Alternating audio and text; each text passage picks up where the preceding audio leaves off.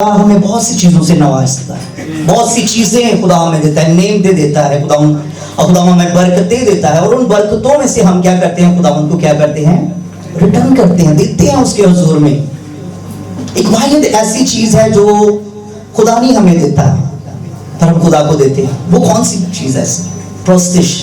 हम उसको देते हैं, वो हमें नहीं देता, बल्कि ये वाहिद ऐसी चीज है प्रोस्टिश जो हम उसके हुजूर में करते हैं पहले, और ये उसी के लिए वो नहीं करता हम।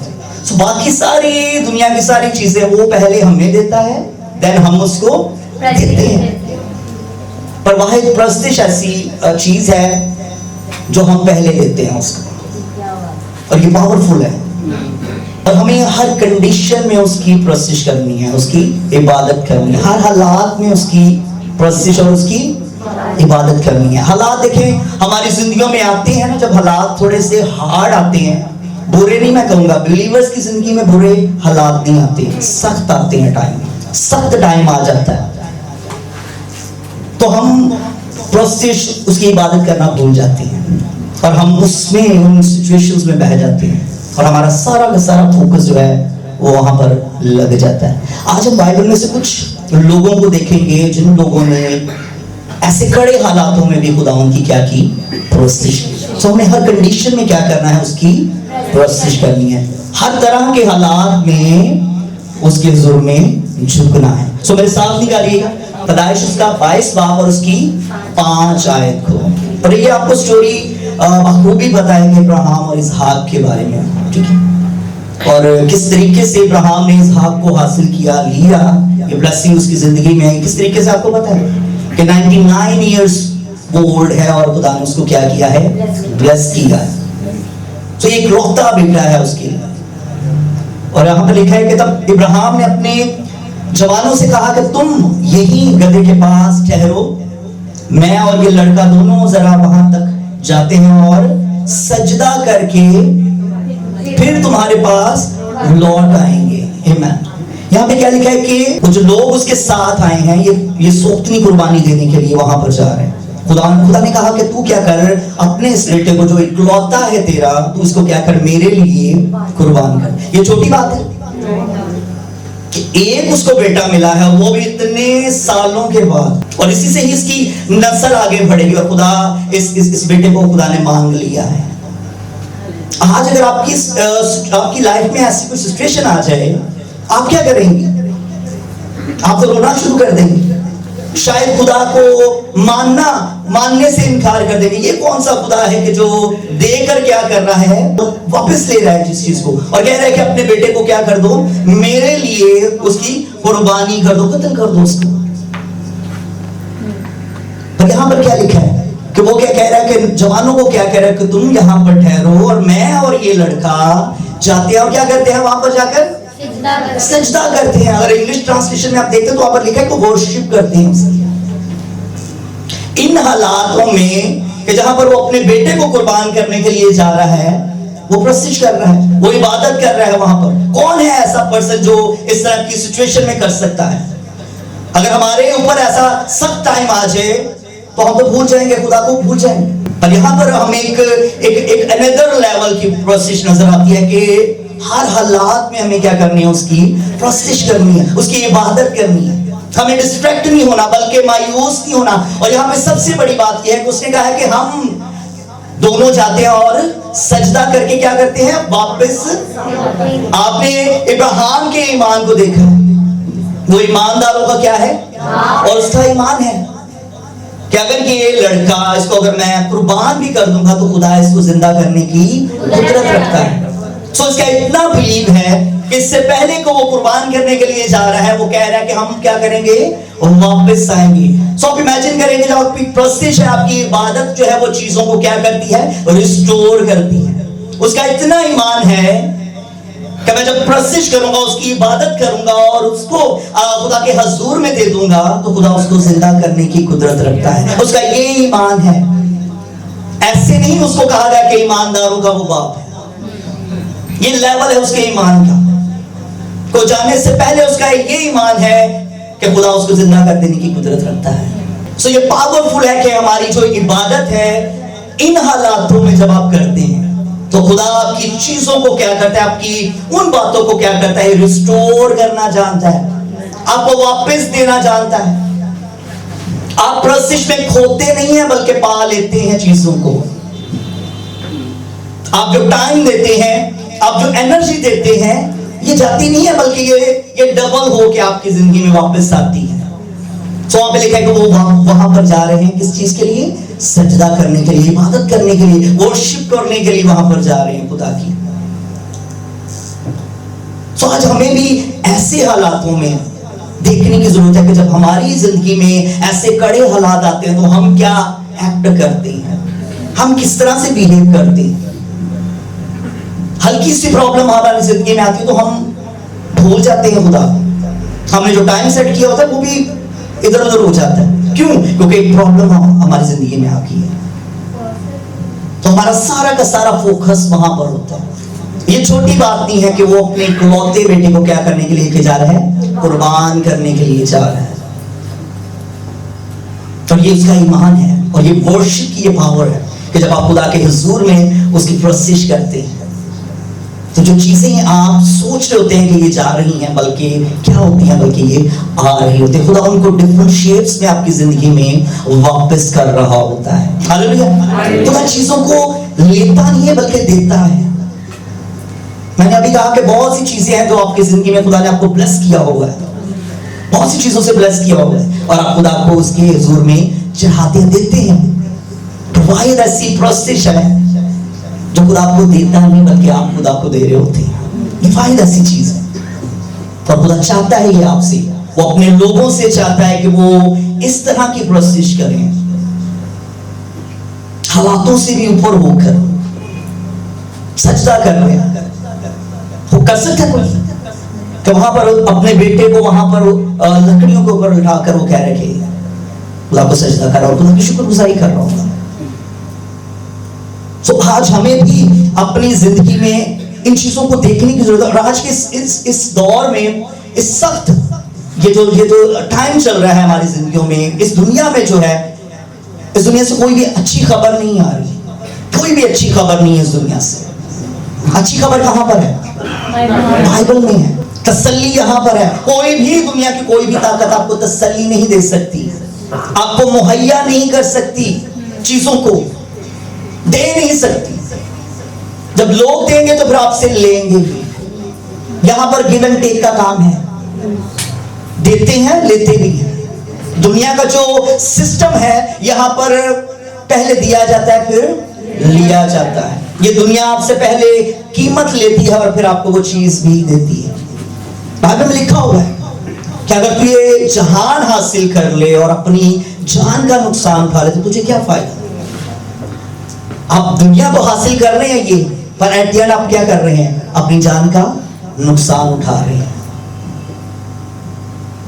सो खुदा हमें हमेशा देता है। सो ये इब्राहिम का ईमान था कि वो क्या कर रहा है, इस कंडीशन में भी जाकर खुदा की प्रोसेस कर रहा है। उसको सजदा किया उसने, उसको पता है कि खुदा जो है वो जिंदा खुदा है, वो इस मेरे बेटे को क्या कर सकता है, जिंदा करने की कुदरत रखता है। सो आज हमें बाइबल से हमें बुजुर्ग हैं उनसे सीखने की जरूरत है, किस तरीके से उन्होंने अपनी जिंदगी को स्पेंड किया है और किस तरीके से उन्होंने ईमान में जिंदगी गुजारी है। सो हमें क्या करना है, हर हालात में प्रोसेस करनी है। कंडीशंस कैसी भी क्यों ना हो, प्रोसेस करना ना छोड़े उसकी। हालेलुया। एक और देखेंगे हम पर्सन को, और इस स्टोरी से भी आप बखूबी वाकिफ हैं और आप जानते हैं स्टोरी को कि अय्यूब के साथ क्या क्या हुआ। और बाइबल में लिखा है कि वो रास्तबाज पर्सन था, शख्स था, वो रास्तबाज शख्स था। अपने टाइम पर वो अमीर तरीन शख्स था, रास्तबाज था। और आप पूरी स्टोरी को जानते हैं किस तरीके से इब्लीस ने उसकी जिंदगी से क्या क्या चुराया, क्या क्या लिया उसने, क्या क्या डिस्ट्रॉय किया, उसकी जिंदगी से क्या क्या जा रहा है, उसकी चीजों को उसने ले लिया, उसके जानवरों को सबको क्या कर दिया, वो चुरा कर ले गया। और देन फिर क्या किया उसने, उसकी फैमिली को वो मार दिया, उसकी फैमिली जो है वो मर गई और वो खुद भी क्या है, बीमार है। और मैं साथ निकालेंगे आप पहला उसका चैप्टर है और उसकी 20 आयत को हम पढ़ेंगे। और यहाँ पे लिखा है कि तब अय्यूब ने उठकर अपना पैराहन चाक किया और सर मुंडवाया और जमीन पर गिरकर सजदा किया। इस कंडीशन में कि उसको सारी न्यूज मिल रही है कि क्या क्या हुआ है, उसके सारे जानवर सारी चीजें क्या ले ली गई हैं, चुरा ली गई हैं, वो लोग लेके चले गए। और दूसरी उसको खबर मिली है कि उसके जो बच्चे हैं, उसका जो खानदान है वो क्या है, उनकी भी डेथ हो गई। इस तरह की सिचुएशन में क्या कर सकता है कोई पर्सन? पर यहां पे बाइबल में बताती है कि अय्यूब ने क्या किया, अपना जो है अपने कपड़ों को फाड़ा, सर मुंडवाकर क्या किया, उसको खुदा को। अरे हमारे यहां पर हो सकता है कि हम क्या करें, खुदा को मलामत करना शुरू कर दें, खुदा को कंप्लेंट्स करना शुरू कर दें कि खुदा तू ऐसा है, तूने ये सब कुछ किया है, तू बचा नहीं सकता था, तू जिंदा खुदा है। हम कंप्लेंट्स करना शुरू हो जाएंगे कि खुदा तूने ये कर दिया है, वो कर दिया है। पर यहां पर अय्यूब हमें क्या करता हुआ नजर आ रहा है, खुदा की प्रस्तिश करता हुआ नजर आ रहा है। उसने खुदा को सजदा किया है, इस सिचुएशन में खुदा को सजदा किया है जहां पे उसका खानदान जो है, उसके बच्चे जो हैं वो मर चुके हैं, उसकी सारी जो पोजेशन है वो खत्म हो चुकी है, वो ले गए हैं, जीरो पे खड़ा है। जीरो पे खड़ा होकर भी वो क्या कर रहा है, खुदा की प्रस्तिश कर रहा है। सो हमें हर कंडीशन में उसकी क्या करनी है, प्रस्तिश करनी है। आसान नहीं है उसके लिए, उसके बच्चे जो है वो चले गए और अमीर वो अमीर तरीन शख्स था, वो अपने टाइम पर अमीर तरीन शख्स है। पर खुदा ने क्या किया उसकी जिंदगी में दोबारा, अगर जब आप उसको पढ़ते हैं तो खुदा ने उसको डबल वापस किया। हम खोते नहीं है खुदा के लिए, खुदा की हुजूरी में जब खुदा के लिए हम करते हैं, जब प्रोसेस करते हैं, ये वेस्ट नहीं जाती हमारा टाइम। तो खुदा हमारी चीजों को क्या करता है, दुगना करता है। तो अय्यूब ने इस कंडीशन में क्या किया है, खुदा को सजदा किया। पहला काम ही उसने ये किया, उसने खुदा को बातें नहीं की। वो उसके पास आके हम पढ़ते हैं बहुत से क्वेश्चंस भी थे जो खुदा से उसने किए भी, पर जो उसने पहला काम किया, जब ये सारी की सारी न्यूज आ रही हैं कि ये हो गया है, वो हो गया, और तेरे फैमिली मेंबर्स जो हैं, तेरे जो बच्चे हैं वो भी क्या है, मर गए। पर अय्यूब ने पहला जो एक्ट किया वो क्या किया, प्रोस्टिश की, वर्शिप की, खुदा की, सजदा किया उसको।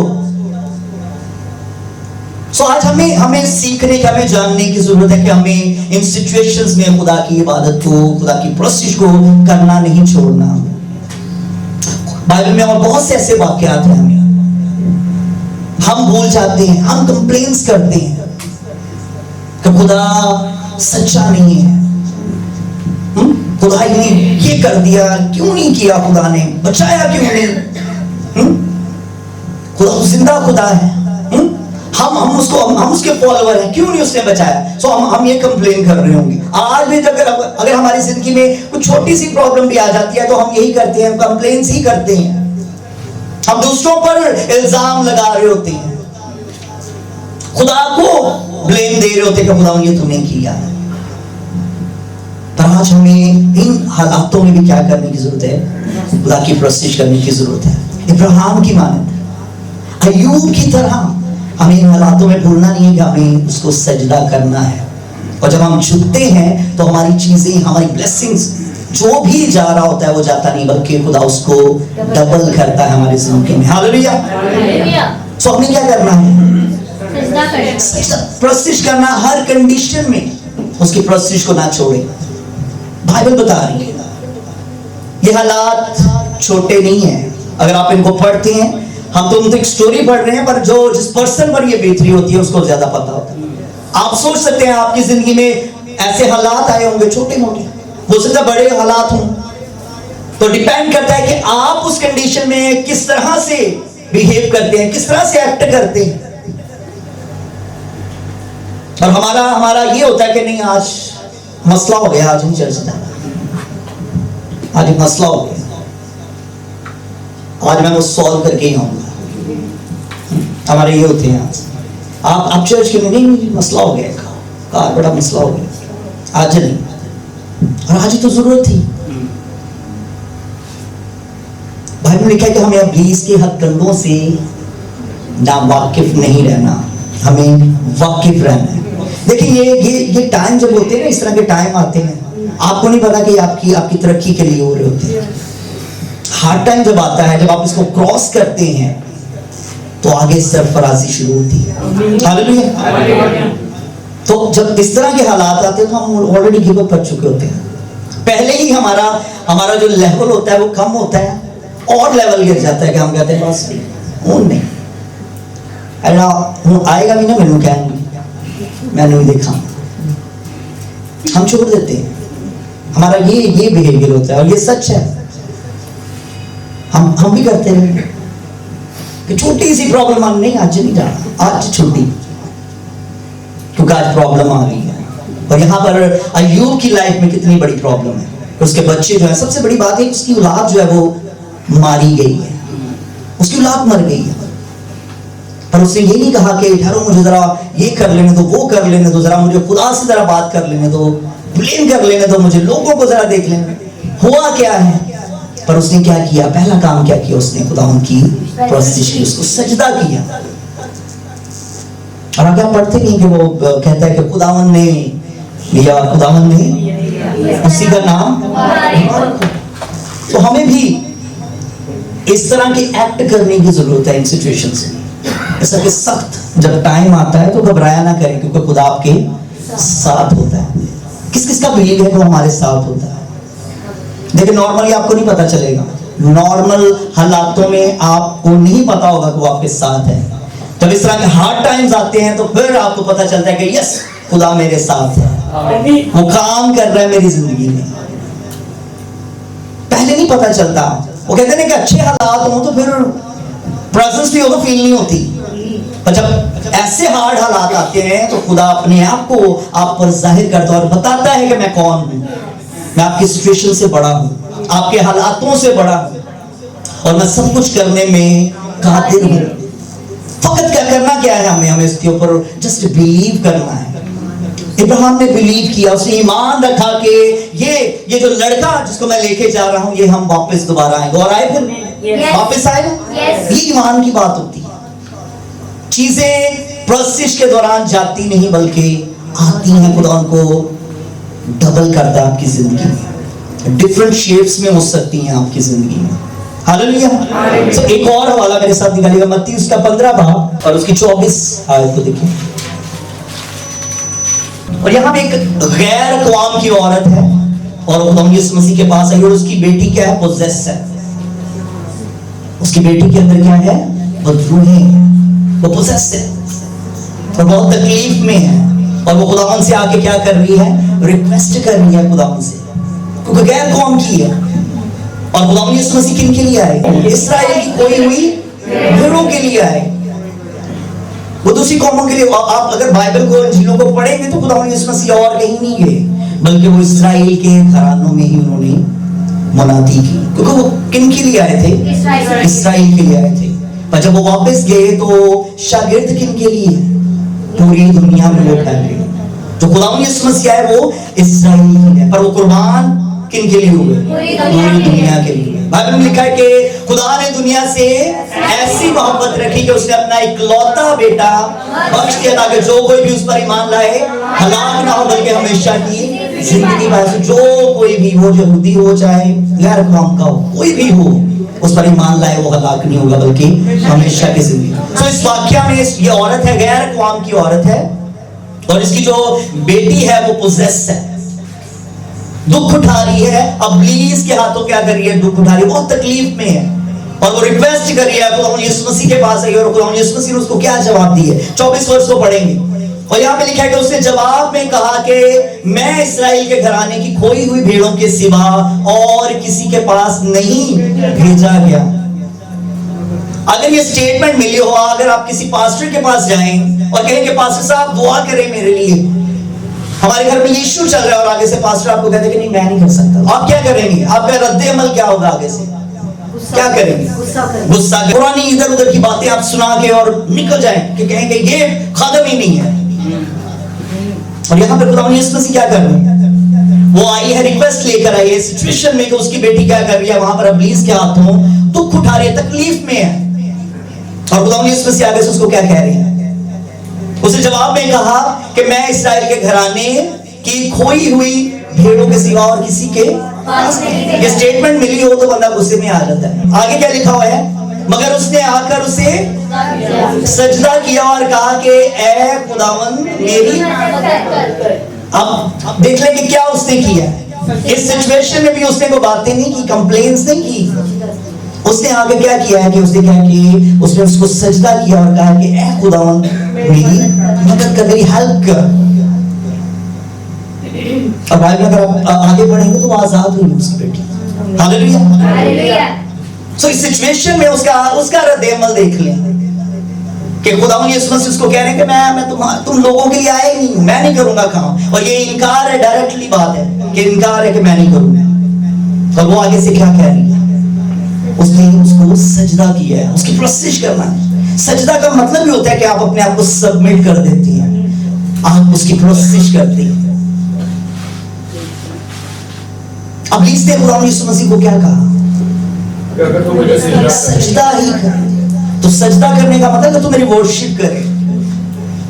तो सजदा करना उस औरत ने जो गैर कौम की औरत है, उसने क्या किया है? सजदा। इमेजिन करो उसने क्या किया। कितने लोग ऐसा कर सकते हैं? तो आज हमें सीखने की जरूरत है, इन सिचुएशंस में सीखने की जरूरत है कि आज हमें इन हालातों में भी खुदा की क्या करनी है? प्रोसेस को नहीं छोड़ना। हालात कैसे भी क्यों ना हो, उसकी प्रोसेस करना ना छोड़े। खुदा उन हालातों को बदल सकता है और कोई सॉल्यूशन नहीं है। खुदा उनके कलाम में लिखा है, इब्रानियों में अगर आप पढ़ते तो वहां पे लिखा है कि मसीह जो है आज कल अबद तक यकसा खुदा है। आज हम कहते हैं कि इस दुनिया में हम रिलेशंस को ढूंढ रहे हैं जो रिलायबल हो, जो स्ट्रॉन्ग हो, जो हमेशा रहने वाले हो। ये सब ढूंढ रहे होते हैं, चीजों को ढूंढ रहे होते हैं, लोगों को ढूंढ रहे होते हैं। पर इस दुनिया की तमाम चीजें जो है वो आरजी हैं, वो खत्म हो जाने वाली है। पर एक नाम है, यीशु नाम है, अपने आप को तब्दील नहीं करता, वो सेम है। जो कल था वो आज भी है और आगे भी वो ऐसा ही रहेगा। सो हम इस पर खुदावंद यीशु मसीह पर रिलाय कर सकते हैं, भरोसा कर सकते हैं। इस दुनिया में चीजें बदल रही हैं पर एक नाम स्टेबल है, वो हस्ती स्टेबल है और वो नाम कौन है? यीशु नाम। सो उसकी वर्शिप करने की जरूरत है। हालात, फिर मैं कहूंगा हालात हार्ड हो सकते हैं, सख्त हो सकते हैं, पर हमें इन हालातों में भी खुदा की प्रोसेस को, उसकी वर्शिप करना नहीं छोड़ना। सो हमें उस पर तवक्कल करना है, उस पर भरोसा करना है, क्योंकि वही जिंदा खुदा है। वही इन चीजों को करने में कादिर है, वो बदला नहीं है, वो सेम है। इस दुनिया में तमाम बहुत से लोग आए और चले गए, बदल गए, जिंदा आए और मर गए, खत्म हो गए। पर एक ही हस्ती है जो कल आज बल्कि हमेशा तक यकसा है, हमेशा तक रहेंगे। तो हमें उस पर भरोसा करना है, छोड़ना नहीं है। मैंने इसलिए कहा कि ऐसी सिचुएशंस में, ऐसे हालातों में वो बताता है कि मैं आपके साथ खड़ा हूं। हम तो इस रूप में पढ़ते हैं, वहां पर क्या लिखा हुआ है? मुझे, क्योंकि वो मेरे साथ है। मौत के साया की वादी में से मेरा गुजर, मैं किसी बला से नहीं डरूंगा क्योंकि मेरे साथ है।